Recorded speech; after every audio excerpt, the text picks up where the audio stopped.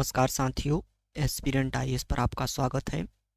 Students, इस समय आगामी प्रीलिम्स परीक्षा को दृष्टि में रखते हुए हम प्रीलिम्स 2024 की टेस्ट सीरीज को देख रहे हैं, जिसमें हम इस प्लेटफार्म के माध्यम से एक 25 most important topic wise MCQ की एक सीरीज चला रहे हैं, जिसमें भारतीय संविधान तथा राज्य व्यवस्था के 25 मोस्ट इम्पॉर्टेंट टॉपिक जो हैं वह लिए जाते हैं एमसीक्यू टॉपिक वाइज।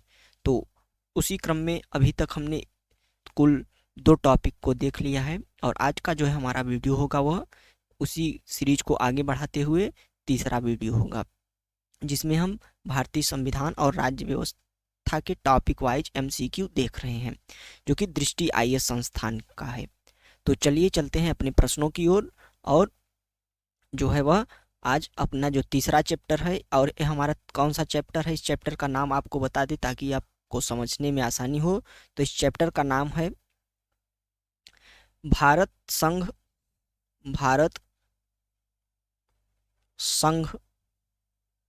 एवं उसका राज्य क्षेत्र तथा राज्यों का पुनर्गठन। तो ये आज का हमारा टॉपिक है। इसी टॉपिक के 25 मोस्ट इम्पॉर्टेंट एमसीक्यू जो है आज हम अपने इस क्लास में देखेंगे। तो चलिए चलते हैं सीधे प्रश्नों की ओर और एक एक करके प्रश्नों को देखते हैं। आप भी केयरफुली प्रश्नों को रीड करिए, हम उसको आपके साथ साथ पढ़ेंगे, उसको ध्यान से जो है वह पढ़िए और उत्तर देने की कोशिश कीजिए तथा लास्ट में जो है वह कमेंट बॉक्स में बताइए कि आपने 25 में से कुल कितने क्वेश्चन सही किए। तो चलिए चलते हैं अपने पहले प्रश्न की ओर। पहला प्रश्न है हमारा आज का,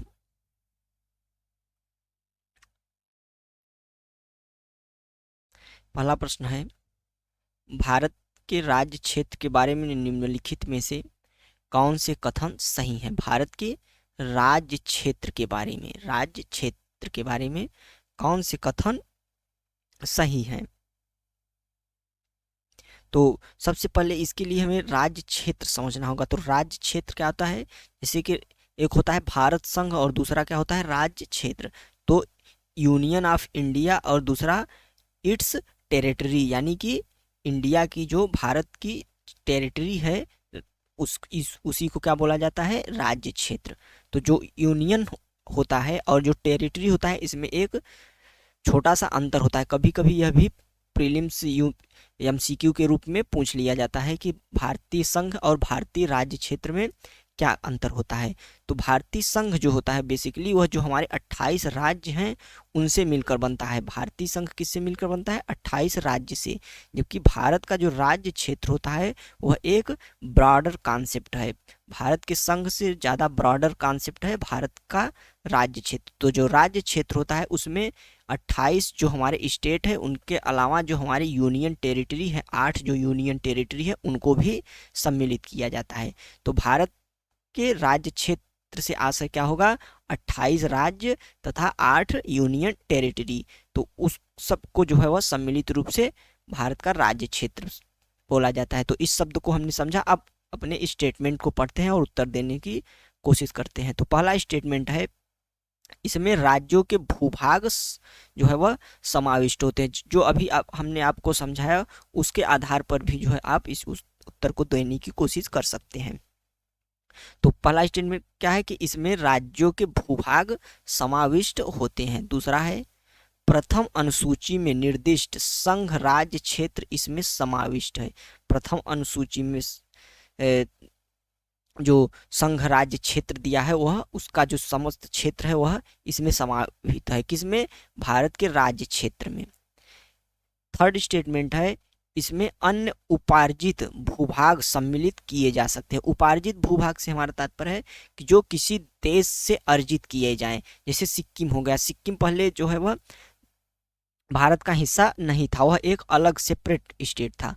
तो उसको जो है वह भारत में मिलाया गया 1976 के दौरान समथिंग। तो उस इस प्रकार के जो कोई भूभाग होंगे यदि उनको सम्मिलित किया जाएगा तो क्या वह भी भारत के राज्य क्षेत्र कहलाएंगे। तो इस प्रकार का है स्टेटमेंट। तो यह तीनों स्टेटमेंट पढ़ने के बाद हमें पता चलता है कि यह जो तीनों स्टेटमेंट हैं यह इंडिविजुअली सही हैं और इस आधार पर हमारा ऑप्शन जो है वह डी हो जाएगा। अब चलते हैं नेक्स्ट प्रश्न की ओर। अगला प्रश्न है, पहले स्टेटमेंट को देखते हैं फिर नीचे जो है वह हमारे ऑप्शन है उसको देखेंगे। तो पहले पढ़ते हैं क्वेश्चन को। तो राज्य का नाम बदलने के लिए संवैधानिक प्रावधान के संबंध में निम्नलिखित कथनों पर विचार कीजिए। यह प्रश्न काफ़ी इंपॉर्टेंट है क्योंकि जो भारत और इंडिया की डिबेट है यह इस वर्ष काफ़ी चर्चा में रही और इसी के साथ जो विभिन्न राज्य हैं हमारे उनका नाम किस प्रकार से बदला जा सकता है, तो यह प्रश्न काफ़ी इंपॉर्टेंट हो जाता है। तो उसके नाम बदलने के संबंध में संवैधानिक प्रावधान क्या है उसको देखते हैं। तो पहला स्टेटमेंट है, इस तरह का कोई भी विधेयक राष्ट्रपति की सिफारिश पर केवल संसद में प्रस्तुत किया जा सकता है। यानी केवल संसद में इस तरह का कोई भी विधेयक, किस तरह का विधेयक, जिसमें राज्य का नाम बदलने का प्रावधान हो, राज्य के नाम बदलने का प्रावधान हो, तो राष्ट्रपति की सिफारिश से केवल संसद में प्रस्तुत किया जा सकता है। संसद से हमारा तात्पर्य दोनों सदनों से होगा, राज्यसभा और लोकसभा। सेकेंड स्टेटमेंट है कि इस संबंध में संबंधित राज्य की सहमति अनिवार्य है, यानी जिस राज्य का नाम बदला जाना है उसकी सहमति अनिवार्य है। सेकेंड स्टेटमेंट देखते हैं। तो इस तरह के कानून को अनुच्छेद 368 जो कि संसद को संविधान संशोधन की शक्ति देता है के तहत संविधान संशोधक विधेयक माना जाता है, क्योंकि यह पहली और चौथी अनुसूची में संशोधन करता है। तो सबसे पहले यदि हम तीसरे स्टेटमेंट से शुरुआत करें तो तीसरा स्टेटमेंट क्या बोल रहा है, क्योंकि यह पहली और चौथी अनुसूची में संशोधन का प्रावधान करता है। तो यदि यह स्टेटमेंट हम पकड़ते हैं तो हमें पता होना चाहिए कि पहली और चौथी अनुसूची में यदि संसद के द्वारा कोई भी संशोधन किया जाता है तो वह संविधान संशोधन विधेयक नहीं माना जाता है 368 के अनुसार। तो इस प्रकार यह हमारा स्टेटमेंट जो है वह गलत हो जाता है। जब हमारा यह स्टेटमेंट गलत होता है तो सी और डी अपने आप एलिमिनेट हो जाते हैं। तो अब पढ़ते हैं दूसरा स्टेटमेंट। दूसरा स्टेटमेंट है कि इस संबंध में संबंधित राज्य की सहमति अनिवार्य है। अनिवार्य शब्द पे ध्यान दीजिएगा। अनिवार्य से हमारा तात्पर्य है कि यदि वह राज्य मना कर दे तो संसद ऐसा नहीं कर सकता, जबकि ऐसा नहीं है, क्योंकि राज्य से जो है वह राज्य के पास प्रस्ताव भेजा जाता है राष्ट्रपति के द्वारा, लेकिन राष्ट्रपति यदि राज्य द्वारा कोई जो है वह उस पर रिस्पांस नहीं दिया जाता तो उसका नाम जो है वह बदल दिया जाएगा। इस संबंध में राज्य को कोई विशेषाधिकार जो है वह प्राप्त नहीं है। तो इस प्रकार हमारा सेकेंड स्टेटमेंट भी जो है वह गलत हो जाता है। फर्स्ट स्टेटमेंट पढ़ते हैं। यह कह रहा है कि इस तरह का कोई भी विधेयक राष्ट्रपति की सिफारिश पर ही जो है वह केवल संसद में प्रस्तुत किया जाएगा। तो यह हमारा स्टेटमेंट सही है। तो संविधान का जो हमारा 3 अनुच्छेद है, अनुच्छेद 3, उसके अनुसार यदि हम देखें तो नए राज्यों की सीमा या उनके नाम या वर्तमान राज्यों की सीमा बदलने के लिए कोई भी जो विधेयक है वह संसद में तभी पेश किया जा सकता है जब राष्ट्रपति उस संबंध में सिफारिश करें। तो इस संवैधानिक प्रावधान क्या है, तो अनुच्छेद 3 के अनुसार किसी राज्य के नाम को जो है वह परिवर्तित किया जा सकता है। तो ऑप्शन जो है हमारा केवल एक सही होगा। नेक्स्ट क्वेश्चन की ओर चलते हैं। तो अगला क्वेश्चन है, पहले स्टेट जो है वह क्वेश्चन को हम पढ़ेंगे। तो भारत के संविधान में ऐसे उपबंध हैं जो संसद को संविधान के कुछ उपबंधों के प्रवर्तन के लिए, संविधान के कुछ उपबंधों के प्रवर्तन के लिए अनुच्छेद 368 के अधीन संशोधन के बिना उपांतरित या निष्प्रभावित करने के लिए सशक्त करते हैं, उनमें शामिल है। यानी कि यह बोल रहा है कि प्रश्न के अनुसार कि संविधान में कुछ ऐसे उपबंध रखे गए हैं जो संसद को संविधान के कुछ उपबंधों के प्रवर्तन यानी उसको लागू करने के लिए अनुच्छेद 368 के अधीन संविधान संशोधन के बिना उपांतरित या उसको निष्प्रभावित करने के लिए सशक्त करते हैं। यानी कि 368 के बिना भी जो है वह कुछ ऐसे प्रावधान हैं जिन्हें लागू किया जा सकता है या निष्प्रभावित किया जा सकता है। बेसिकली यह प्रश्न का एसेंस है। तो एसेंस समझने के बाद सबसे जरूरी होता है प्रश्न का जो है वह प्रश्न हमसे कहना क्या चाहता है। यदि प्रश्न की भाषा को हम समझ लेंगे तो इसलिए प्रश्न को आप छोटे छोटे खंडों में बांट के पढ़िएगा आराम से, ताकि प्रश्नों का जो सही एसेंस है, उसका क्रक्स क्या है, वह हम समझ सकें। तो अब प्रश्न को समझने के बाद हम स्टेटमेंट देखते हैं। तो स्टेटमेंट क्या है कि अनुच्छेद 2 के अंतर्गत बनाई गई कोई विधि नए राज्यों का प्रवेश या स्थापना से संबंधित। तो पहला प्रश्न हमने अभी, पहला या दूसरा प्रश्न अभी जो हमने देखा था, तो उसको यदि आपने केयरफुली सुना होगा तो फर्स्ट स्टेटमेंट तो आपको समझ में आ गया होगा। सेकेंड स्टेटमेंट पढ़ते हैं कि अनुच्छेद 3 के अंतर्गत बनाई गई कोई विधि नए राज्यों के निर्माण से संबंधित। और तीसरा है कि पहली और चौथी अनुसूची का संशोधन। तो यदि इसको हम देखें तो जो अनुच्छेद 2 के अंतर्गत बनाई गई कोई विधि, अनुच्छेद 2 बताता है नए राज्यों का प्रवेश और उनकी स्थापना, नए राज्यों का जो है वह प्रवेश और उनकी स्थापना। तो इसमें यदि कोई संशोधन होता है तो यह संविधान संशोधन के बिना भी इसमें संशोधन किया जा सकता है। यह बेसिकली संविधान संशोधन नहीं माना जाएगा। तो हमारा जो ऑप्शन ए है वह सही है। इसमें क्या पूछ रहा है, कौन से ऐसे उपबंध है जिन्हें अनुच्छेद 368 के जो है वह अधीन संशोधन के बिना, तो यानी उसके संशोधन के बिना भी उसको या तो हटाया जा सकता है या लाया जा सकता है। तो फर्स्ट स्टेटमेंट हमारा सही हो जाता है।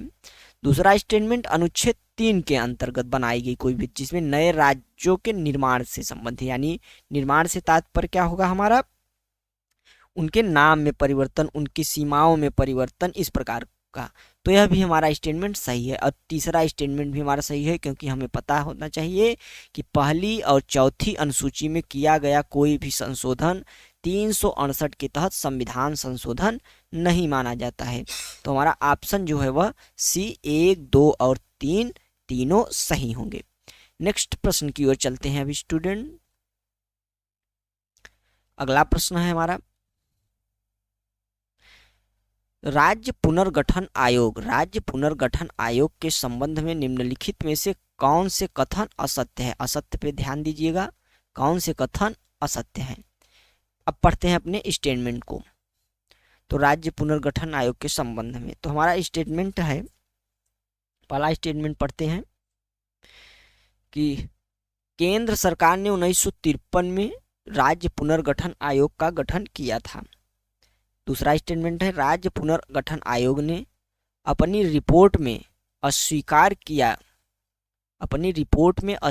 किया कि राज्यों की सीमाओं का निर्धारण वहां बोली जाने वाली भाषा के आधार पर होना चाहिए। यानी कि भाषाई जो राज्य है उनके गठन का जो है वह भाषाई आधार पर राज्यों के गठन को जो है वह राज्य पुनर्गठन आयोग ने नकार दिया था।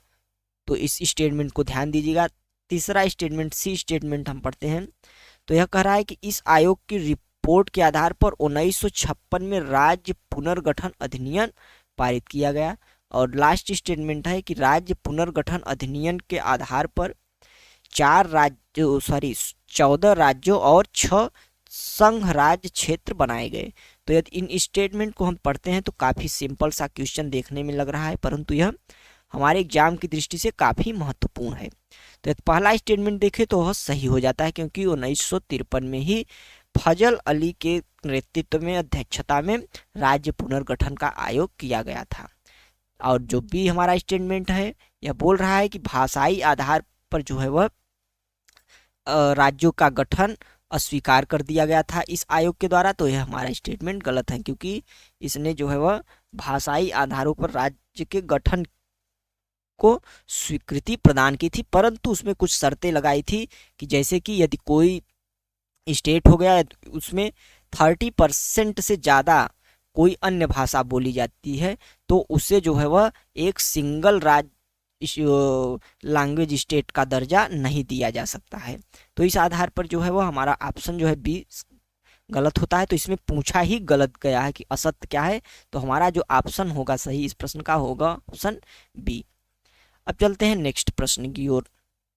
अगला प्रश्न है, निम्नलिखित कथनों पर विचार कीजिए। पहला है, संसद विधि द्वारा किसी राज्य के राज्य क्षेत्र को अलग करके दो या दो से अधिक राज्यों या राज्यों के हिस्से को मिलाकर अथवा एक राज्य में किसी राज्य क्षेत्र को मिलाकर एक नए राज्य का गठन कर सकती है। तो यह प्रश्न हमने देखा काफी स्ट्रेट फॉरवर्ड क्वेश्चन लग रहा है, परंतु केयरफुली इसको रीड करिए। सेकेंड स्टेटमेंट है कि भारत संघ अभिव्यक्ति में केवल राज्य शामिल है। भारत संघ जो है वह उसमें केवल राज्य शामिल है। तो अभी शुरू में जो हमने आपको एक डिस्क्रिप्शन दिया था, एक एक्सप्लेनेशन दिया था, तो उसके आधार पर आप इस प्रश्न को सही कर जाएंगे। तो यदि हम देखते हैं तो पहला कर रहा है कि संसद विधि द्वारा किसी राज्य को अलग करके या दो से अधिक राज्यों के हिस्से को मिलाकर जो है वह एक राज्य के किसी राज्य क्षेत्र को मिलाकर एक नए राज्य का गठन कर सकती है। तो यह बिल्कुल सही है। किस अनुच्छेद के अनुसार ऐसा कर सकती है? तो अनुच्छेद जो हमारा 3 है उसके अनुसार कर सकती है। नेक्स्ट क्या है कि भारत संघ अभिव्यक्ति में केवल राज्य शामिल है। तो यह भी हमारा सही है कि अब जो अभी हमने बताया था कि यूनियन ऑफ इंडिया और इट्स टेरिटरी में कुछ अंतर होता है, यानी कि इंडिया टेरिटरी में कुछ अंतर होता है। तो भारत संघ में सिर्फ 28 राज्य शामिल है, जबकि भारत राज्य क्षेत्र में 28 राज्य के साथ साथ यूनियन टेरिटरी को भी शामिल किया जाता है। तो इस आधार पर जो हमारा स्टेटमेंट हमारा जो ऑप्शन होगा ऑप्शन सी सही है। नेक्स्ट क्वेश्चन देखते हैं।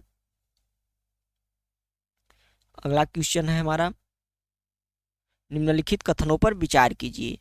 पहला स्टेटमेंट है, संविधान राज्यों को अपनी विधानसभा में एक प्रस्ताव पारित करके अपने नाम बदलने का अधिकार देता है। नेक्स्ट है, भारतीय संविधान के अनुच्छेद 3 के अंतर्गत केंद्र के पास संसद में एक साधारण विधेयक पारित करके भारत के किसी भी राज्य क्षेत्र को बाहरी देश को देने की शक्ति है। तो यदि स्टेटमेंट को पढ़े तो यह स्टेटमेंट से पता चलता है कि पहला जो हमारा स्टेटमेंट है वह गलत है, क्योंकि ऑप्शन जो है हमारा जो हमारा अनुच्छेद 3 है वह बताता है कि राज्य संसद पे कोई ऐसी बाध्यता नहीं है कि उस राज्य की सहमति उसे चाहिए ही। तो इस आधार पर देखें तो जो है वह हमारा पहला स्टेटमेंट गलत हो जाता है। और दूसरा स्टेटमेंट की यदि बात करें तो यह भी हमारा गलत है, क्योंकि किसी विदेशी देश को अपना जो बाहरी देश को अपने राज्य का हिस्सा अपने देश का हिस्सा देना इतना आसान नहीं होता। तो यह क्वेश्चन यह जो स्टेटमेंट है अपने आप गलत हो जा सकता है, इसको कॉमन सेंस से भी हल किया जा सकता था। तो इस आधार पर हमारा जो ऑप्शन होगा वह ऑप्शन डी सही होगा। नेक्स्ट क्वेश्चन देखते हैं। तो अगला क्वेश्चन है हमारा, भारत में कितने राज्य और संघ राज्य क्षेत्र हैं? तो यदि इसकी बात करें तो वर्तमान में हमारे पास कितने हैं? तो हमारे जो है वह 28 राज्य और 8 संघ राज्य क्षेत्र हैं। तो हमारा ऑप्शन जो है वह सी सही हो जाएगा। नेक्स्ट क्वेश्चन, भारत के संविधान के अनुच्छेद 3 के अनुसार संसद विधि द्वारा पहला है स्टेटमेंट, किसी भी देश पर आक्रमण की घोषणा कर सकेगी। दूसरा है, किसी भी राज्य की सीमाओं में परिवर्तन कर सकेगी। तीसरा स्टेटमेंट है, किसी भी राज्य का क्षेत्रफल बढ़ा सकेगी। तीसरा है, किसी भी राज्य के अंतर्गत स्वायत्त परिषद की स्थापना कर सकेगी। तो यदि इसको हम देखें तो हमारा जो पहला स्टेटमेंट है, पहला और चौथा स्टेटमेंट गलत हो जाएंगे, क्योंकि इसका संबंध अनुच्छेद 3 से है ही नहीं। तो हमारा जो ऑप्शन होगा ऑप्शन सी सही हो जाएगा। अभी तक अनुच्छेद 3 के बारे में हमने काफ़ी कुछ पढ़ा, तो जाहिर सी बात है कि आप ऐसे प्रश्नों का उत्तर दे सकेंगे। इस पूरे सीरीज का मकसद ही यही है कि आपको उस पूरे टॉपिक की जो एक थीम हो वह क्लियर हो जाए, बेसिक जो उस पूरे टॉपिक का वह क्लियर हो जाए। क्योंकि यदि आपका बेसिक क्लियर रहेगा तो किसी भी प्रकार का यदि प्रश्न फ्रेम किया जाता है आयोग के द्वारा तो आप उसको जो है वह एलिमिनेशन टेक्निक से या कुछ गेस की टेक्निक से करने की स्थिति में होंगे। तो इसी यही मकसद है हमारे इस सीरीज का।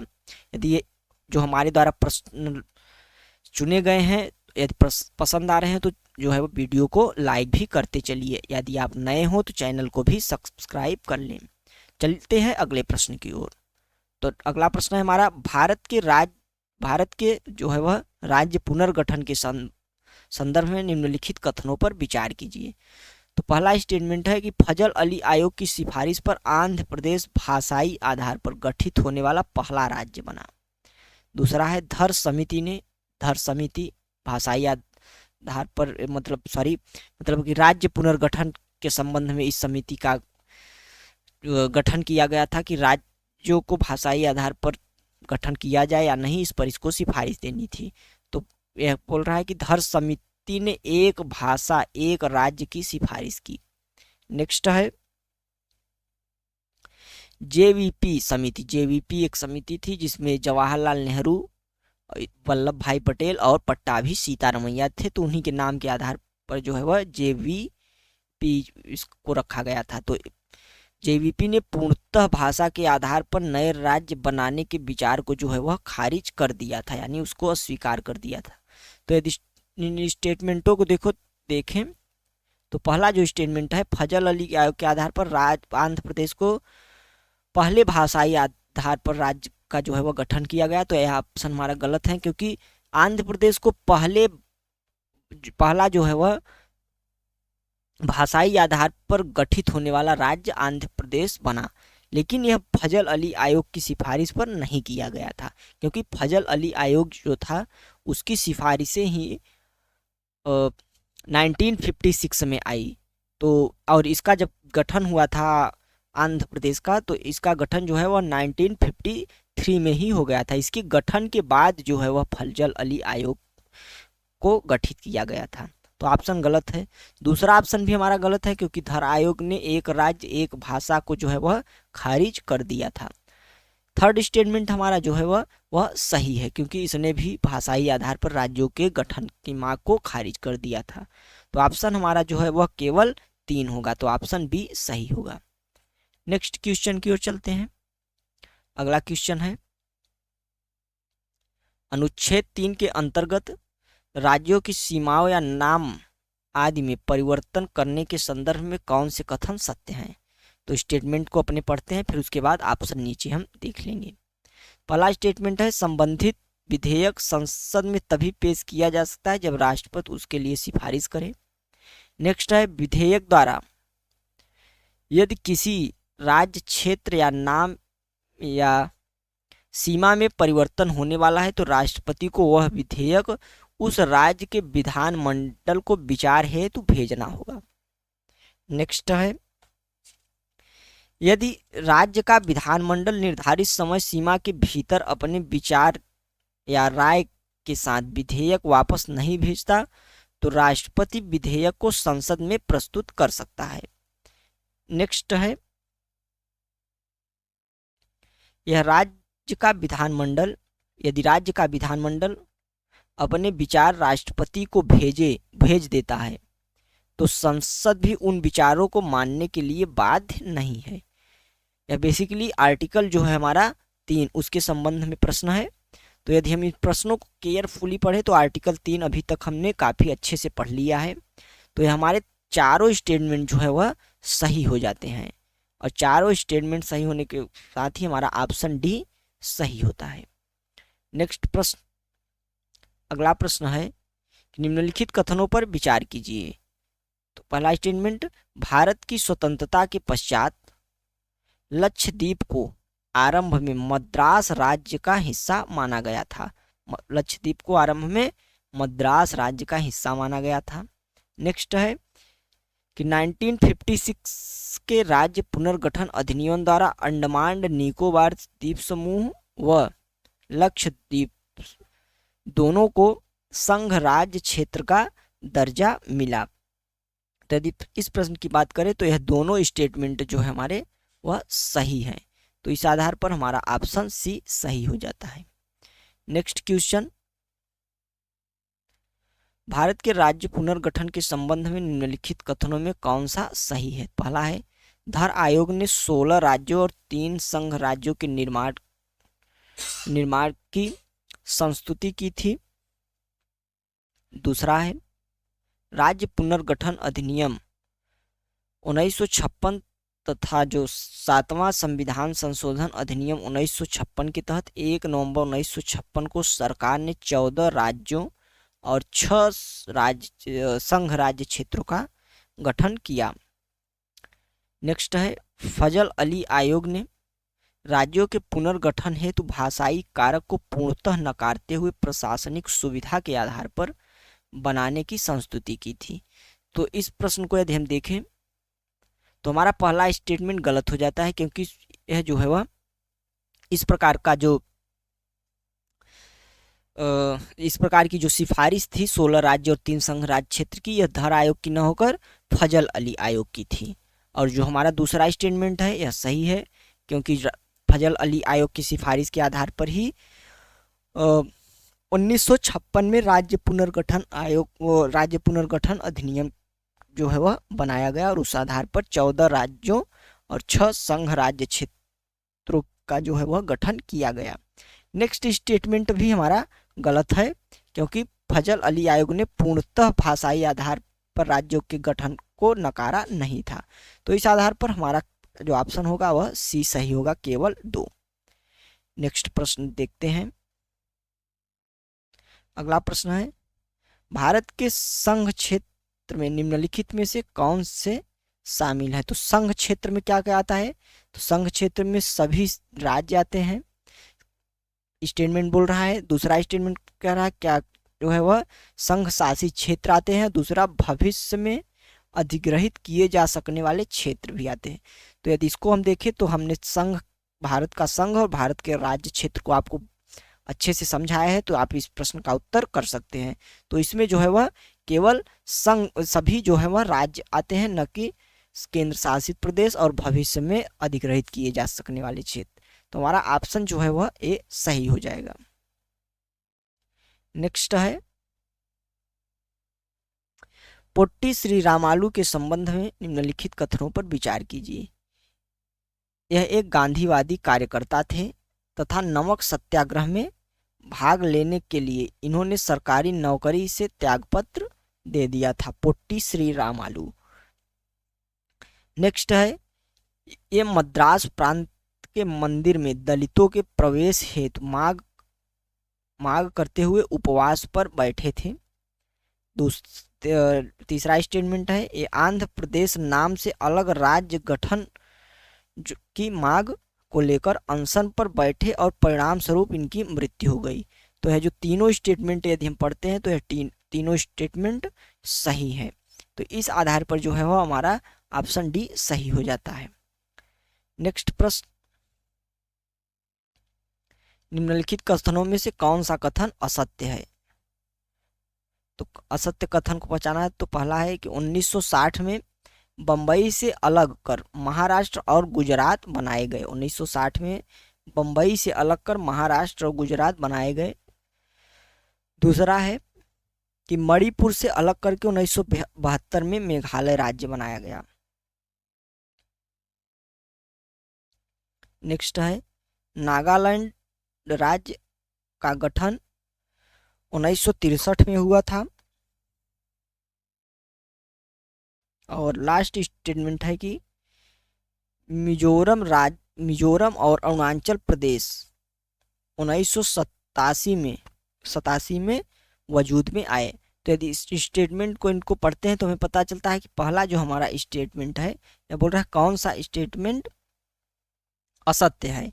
तो बंबई जो था पहले बंबई एक प्रांत के रूप में था, बाद में उसको जो है डिसॉल्व कर दिया गया और एक महाराष्ट्र और गुजरात में जो है वह उसको दो स्टेटमेंट बनाए गए। पहले जो है वह बंबई प्रांत होता था जिसमें महाराष्ट्र और गुजरात का क्षेत्र शामिल होता था।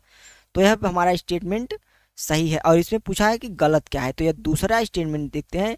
तो यह बोल रहा है मणिपुर से अलग होकर के 1972 में मेघालय राज्य बना। तो यह स्टेटमेंट हमारा गलत है, क्योंकि 1972 में मणिपुर जो है वह और त्रिपुरा अस्तित्व में आए थे, यह असम से अलग होकर। तो हमारा स्टेटमेंट जो है वह बी सही हो जाएगा ऑप्शन। तो ऑप्शन बी हमारा सही हो जाएगा, क्योंकि अब पूछ रहा है कौन असत्य है। चलते हैं आगे अपने प्रश्न की ओर।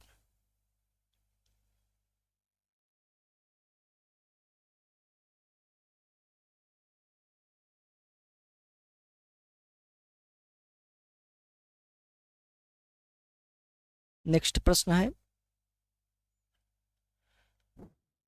सिक्किम के विलय से संबंधित निम्नलिखित कथनों पर विचार कीजिए। पहला है, आजादी के समय सिक्किम को भारत की शरणागति प्राप्त थी सिक्किम को। दूसरा है कि सिक्किम विधानसभा के लिए पहला लोकतांत्रिक चुनाव 1974 में हुआ और इसमें सिक्किम कांग्रेस को भारी विजय मिली। तीसरा है, भारत सरकार ने सिक्किम विधानसभा के विरोध को मानकर सिक्किम को भारत का 22वां राज्य बनाया।